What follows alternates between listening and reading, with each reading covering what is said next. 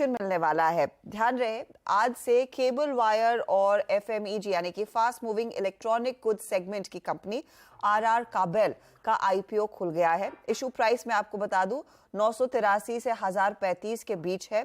IPO के जरिए करीब 1964 करोड़ रुपए कंपनी जुटाएगी। इसमें से कुछ ऑफ कोर्स अपने एग्जिस्टिंग निवेशकों को एग्जिट भी दिया जा रहा है, लेकिन प्लान क्या है? क्योंकि काफी समय से दरअसल सीएनबीसी आवाज और आरआर काबेल का रिश्ता रहा है। ये हमारे टाइटल स्पॉन्सर्स रहे हैं रियल एस्टेट अवार्ड्स के लिए।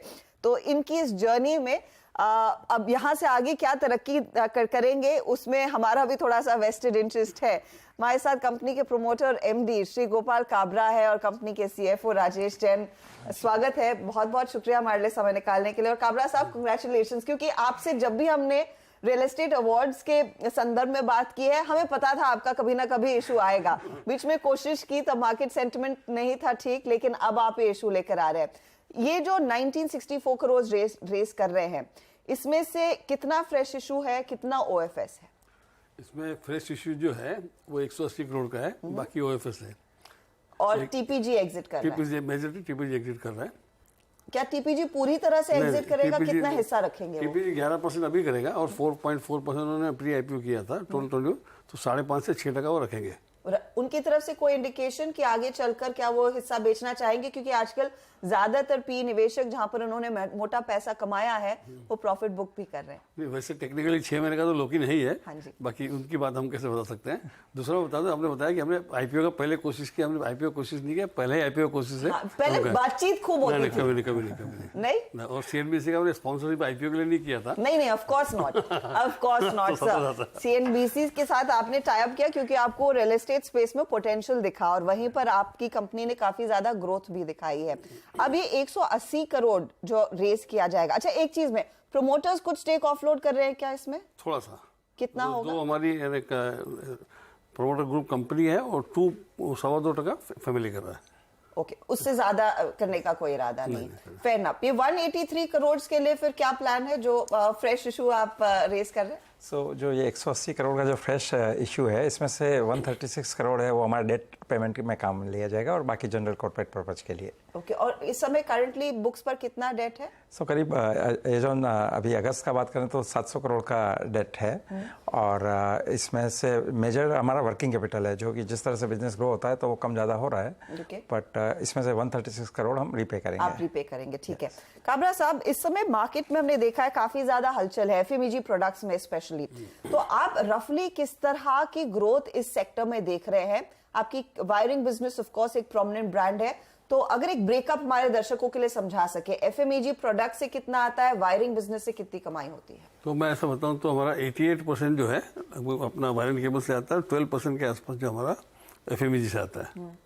और एफएमईजी का लगता है, तो मेरे को जो लगता है एज ए इंडस्ट्री हो रहा है, मैं बात कर रहा हूँ मैं आपको, कि जिस तरह से जो एलईडी लाइट की एक अपना क्रांति आई, वही क्रांति मेरे को पंखे में दिखती है कि जिस तरह से अपना बीएलडीसी फैन है, काफ़ी कंपनी आ गए, हम सभी आ गए, लेकिन इससे बिगिनिंग है। लेकिन जैसे ही मार्केट मैच्योर हो जाएगा, तो क्योंकि आप देखिए कि बहुत कम लोग को जानकारी होगी कि जो पूरे भारत में इलेक्ट्रिसिटी कंजम्पशन है उसका 7% खाली पंखे में कंजम्पशन होता है, विच इज़ टू हाई। अगर ये सब के सब अगर बीएलडीसी फैन में शिफ्ट होते हैं तो आप देखिए कि हम 3.5 से 4% देश का पावर कंज्यूम कम करेंगे।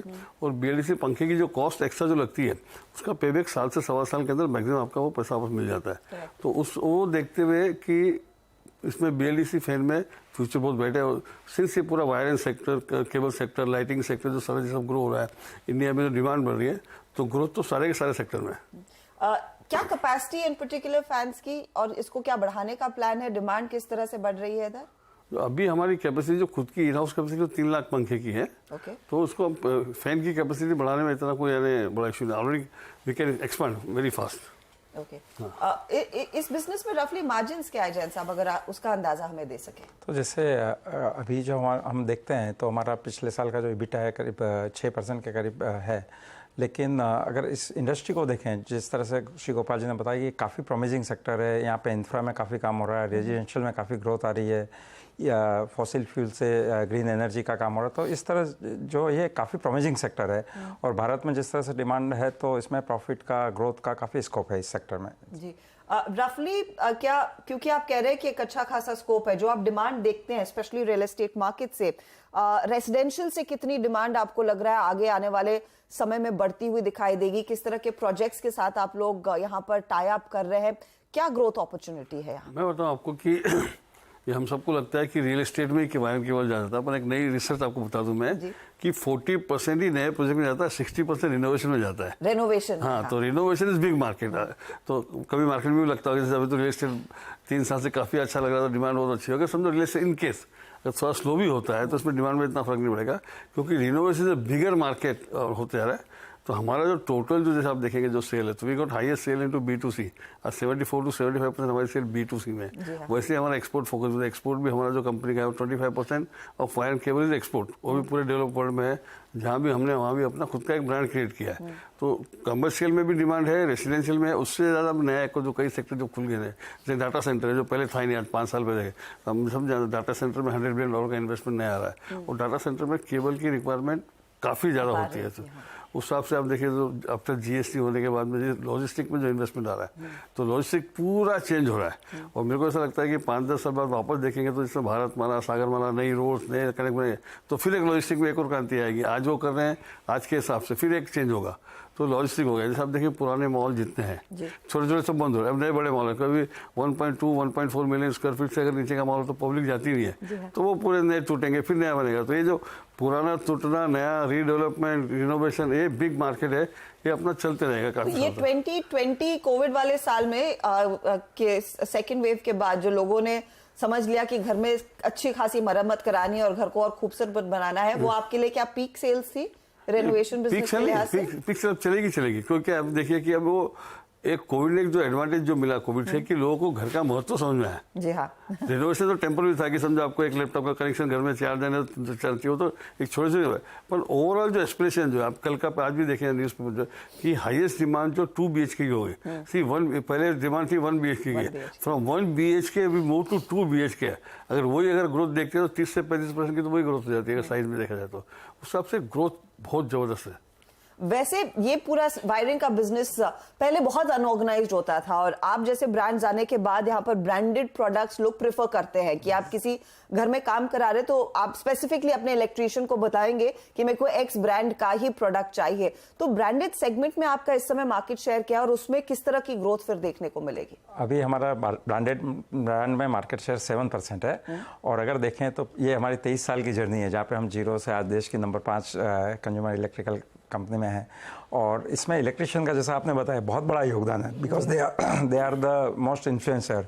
जब हम घर बनाते हैं तो सभी चीज़ हम चूज करते हैं, पर जब वायर आता है तो ज़्यादातर इलेक्ट्रिशियन हमें रेफर करता है, क्योंकि उसकी आइडिया बहुत कम लोगों को होती है। तो इसीलिए हमने इलेक्ट्रिशियन से काफ़ी कनेक्ट किया है, एंड बहुत खुशी से हम बता सकते हैं कि आज करीब 2,98,000 रजिस्टर्ड इलेक्ट्रिशियन है, जो कि सबसे बड़ा नेटवर्क है हमारा इलेक्ट्रिशियन का। इसी तरह 1,02,000 से ज़्यादा रिटेलर्स हैं हमारे पास। तो यही हमारी विकास का और ग्रोथ का कारण है। That's great to hear. मैं एक आपसे फाइनली एक चीज पूछना चाहूंगी। मैं आपके नंबर्स देख रही थी, रफली 30% की CAGR ग्रोथ आपने हासिल की है अब तक। ये क्या बरकरार रह पाएगा? क्या आप कॉन्फिडेंट है कि वर्स्ट केस सिनेरियो मार्केट अगर ऐसे का ऐसा ही रहे तो ये 30% ग्रोथ कॉन्फिडेंटली आप अचीव कर पाएंगे? तो जिस तरह से हमारी हिस्ट्री है अभी तक जो हमने किया है, और जिस तरह से ये ग्रो कर रहा है, तो मार्केट काफ़ी प्रोमिसिंग है, इंडस्ट्री काफ़ी प्रोमिसिंग है, और हम लोग काफ़ी अच्छा काम कर रहे हैं इससे। जी हाँ, all the very best and look forward to the issue and congratulations. तो ये है RR काबेल का IPO जो खुल चुका है, आप इसमें पार्टिसिपेट कर सकते हैं। चलिए हम लेंगे इसी मोड पर एक छोटा सा ब्रेक के बाद पूरा ध्यान रहेगा खिलाड़ी नंबर 1 के ट्रेड्स पर भी। आप बने रहे।